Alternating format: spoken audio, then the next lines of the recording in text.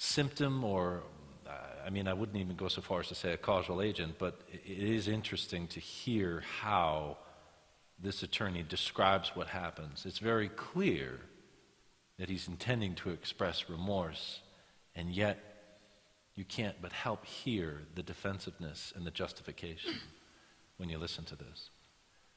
Do we have any last questions or closing comments from our audience? We have a couple minutes yet before I turn to our panelists for their final thoughts. Anyone? Raise your hand and the microphone will find you. There's a gentleman right here, and we'll get the microphone right to you. In the meantime, we'll play some music. No, there we go. Yes, sir. My question is for the panel. We've been discussing the source of this corruption and illegal behavior, in the source being a lack of empathy or narcissism or self-absorption. But, and I think that's primarily true.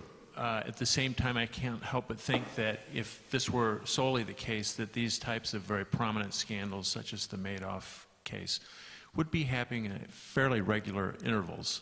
And yet, my perception, and my first question is, do you think it's correct, is that these things sort of happen in cycles, and that we have just gone through a pretty significant cycle with Madoff and Sir Alan Stafford and other people like this. And is this simply the business cycle playing out? You know, as Warren Buffett says, you know, you need a good recession to have the tide go out and see who's swimming with no clothing. Or is this something else that maybe relates to our institutions? You know, or is it some sort of societal feedback loop with, you know, the very prominent nature of the way these prosecutions, you know, take place in our judicial system? So that's my second question. That's great, and I just want to add, and I don't know if it was made clear, the Mark Dreyer case broke 3 days before the Madoff case. And so there definitely was this confluence of scandals. I think this kind of activity actually takes place all the time. And I mean, there's always some level of activity like this out there, obviously on a much smaller scale than what we've seen. And I do think it's the business cycle. It was the kind of market that we had before the fall that made it easier to make big money. And it was the fallback of the economy that was the tide rolling out, where a lot was revealed.